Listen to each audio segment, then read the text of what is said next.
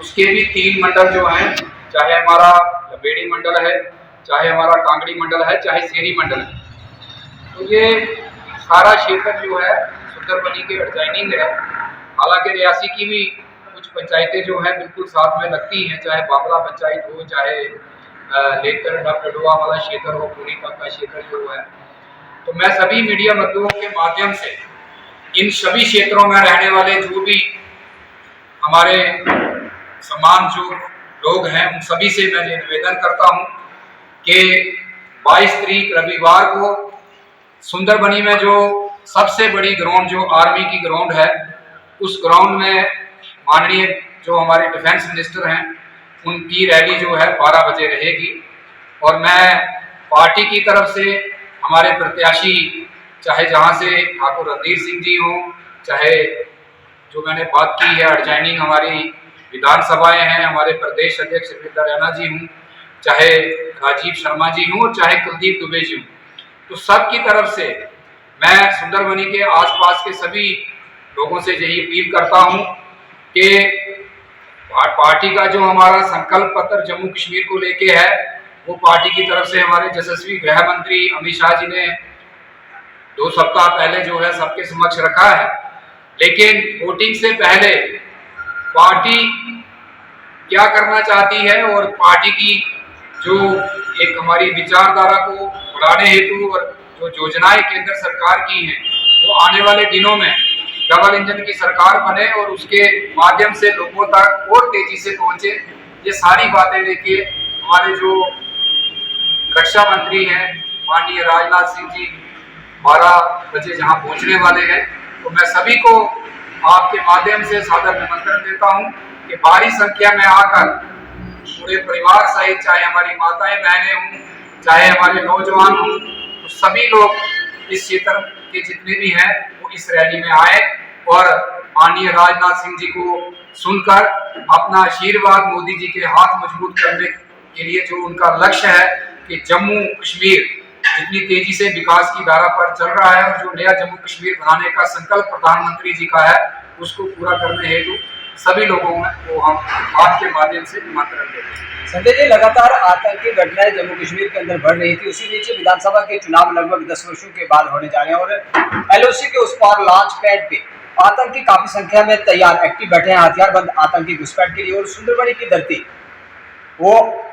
Maximum area जो है LOC से सटा हुआ है और राजनाथ सिंह जी ही सुंदरबनी की धरती पे आएंगे। ये किस विचार को लेकर भाजपा ने राजनाथ सिंह जी की जो रैली थी उसको सुंदरबनी की धरती पे रखा गया? देखिए जिंदर जी, आप अच्छी तरह से जानते हैं कि चुनाव की एक प्रक्रिया रहती है, उसमें पार्टी के जो वरिष्ठ नेता होते हैं, स्टार प्रचारक के नाते वो अलग अलग विधानसभाओं में आते हैं। मैं आपकी जानकारी के लिए बता दूं कि 22 तारीख को दोपहर को राजनाथ सिंह जी सुंदरबनी में आ रहे हैं और उसी दिन हमारे देश के यशस्वी गृह मंत्री, पार्टी के पूर्व अध्यक्ष अमित शाह जी नौशहरा में सुबह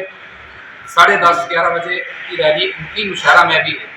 इसलिए है बड़े नेता कोई एक विधानसभा में एक नेता आते हैं, दूसरी में दूसरे नेता आते हैं, तो ये प्रक्रिया रहती है। जहां तक आपने आतंकवाद की घटनाओं की बात की है, तो मुझे बताने में संकोच नहीं है कि अगर हम पिछले 30-35 वर्षों का, जो 40 वर्षों का आतंकवाद का जम्मू कश्मीर में इतिहास रहा है और जितनी सख्ती के साथ देश के हमारे जो 2014 में सरकार बनने के बाद पहले चाहे हमारे गृह मंत्री राजनाथ सिंह जी रहे हैं, चाहे आज हमारे अमित शाह जी हैं,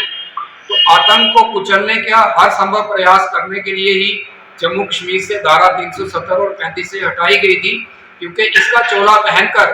बहुत सारे हमारे लोग जो है आतंक का समर्थन करते थे। तो आपने देखा है लंबी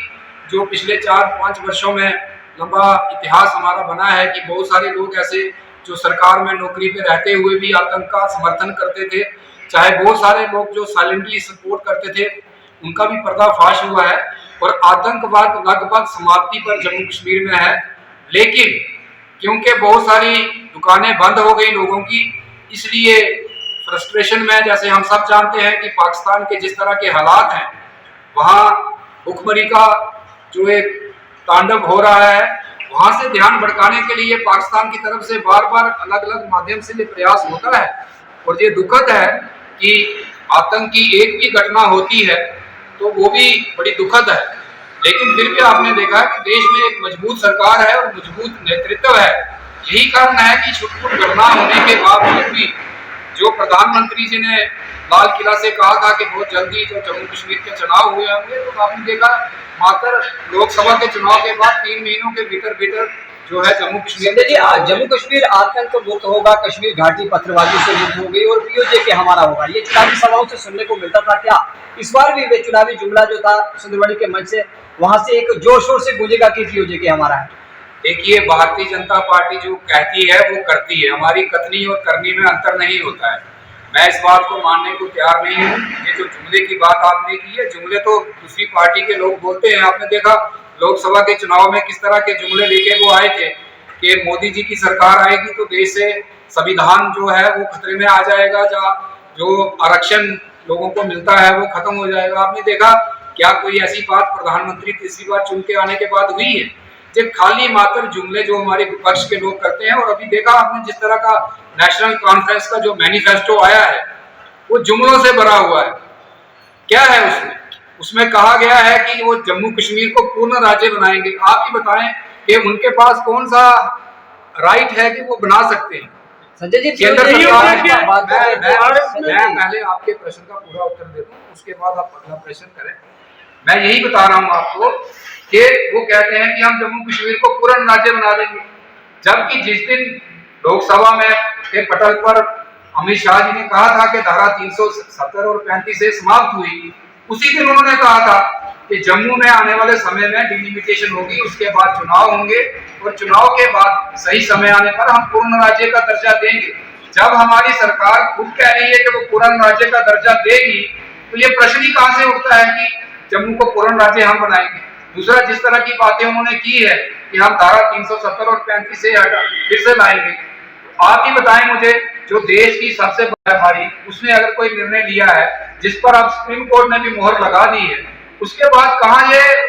इनके पास कहां से ये शक्ति आएगी कि ये फिर से ये धारा 370 और 35 से लाएंगे? इसलिए मैं कह रहा हूं कि हम जुमले नहीं कहते। हमने जो जो कहा है हमने किया है। हमारी पार्टी का जो मैनिफेस्टो रहा है उसमें हमने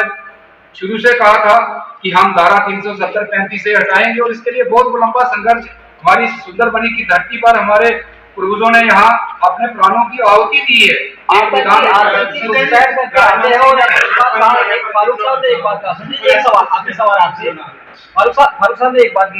आपसे कि जिस तरह से बाबू साहब ने कहा था कि आतंकी घुसपैठ करके आते हैं, सुरक्षा बलों के साथ उनकी सांठगांठ रहती है,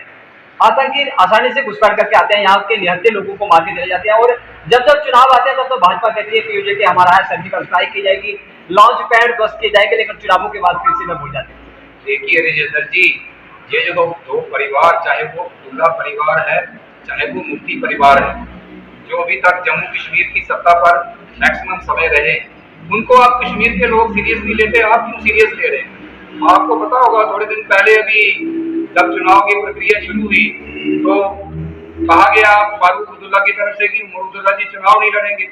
बाद में उमर अब्दुल्ला जी कहते कि मैं चुनाव लड़ूंगा।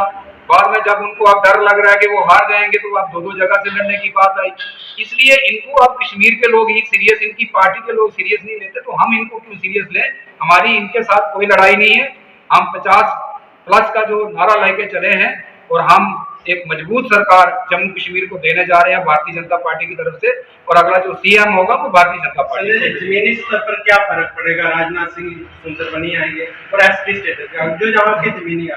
उस पर कितना जो है बदलाव आए? देखिए, 8 तारीख को जब जम्मू कश्मीर के चुनाव के रिजल्ट आएंगे तो सबको पता चल जाएगा कि जमीनी स्तर पर क्या बदलाव है, जहाँ के क्या मुद्दे थे। जो सबसे बड़ा मुद्दा था कि बार बार तो बॉर्डर पर शेलिंग से होती थी नौशहरा में, जहाँ आसपास के क्षेत्रों में लोगों को भागकर दूसरी जगह पे शिफ्ट होना पड़ता था।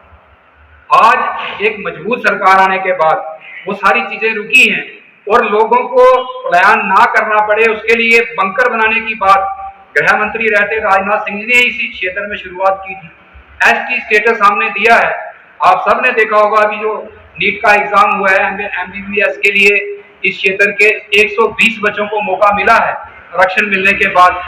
तो ये बदलाव है। इसके साथ साथ जो हमारे चाहे पाकिस्तान से आए भाई थे, चाहे कुछ ऐसे अलाटी लोग थे जिनको अपनी जमीनों का मालकाना हक नहीं मिला था, वो भी सारी चीजें हमारी सरकार ने की है। ठीक है, अभी कुछ चीजें और भी करने लायक हो सकती है, कस्टोडियन के इशू हैं, कुछ इश्यूज हैं, लेकिन हम कोई नई बात लेके लोगों के बीच नहीं जा रहे हैं। हमने ईमानदारी से पिछले 10 वर्षों में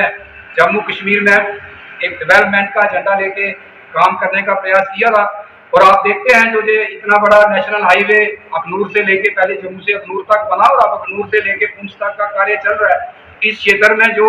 अंदर की सड़कें थी, चाहे हमारी जो सियोट से लेके कालाकोट की सड़क थी 66 करोड़ की, वो सैंक्शन होने के बाद बड़ी तेजी से काम चल रहा है। और भी इंटीरियर जितने रोड थे वो सारे बन रहे हैं, हाईवे बन रहे हैं, जहाँ कॉलेज बना है, जहाँ जो हॉस्पिटल था उसको बढ़ाने का काम आगे, उसको और इंफ्रास्ट्रक्चर मजबूत करने का काम चल रहा है। तो हमने जो काम किया है वही काम लेके हम लोगों के बीच गए हैं, और आप देखेंगे एक भारी बहुमत के साथ, चाहे यह हमारी नौशहरा की सीट हो और चाहे ये हमारी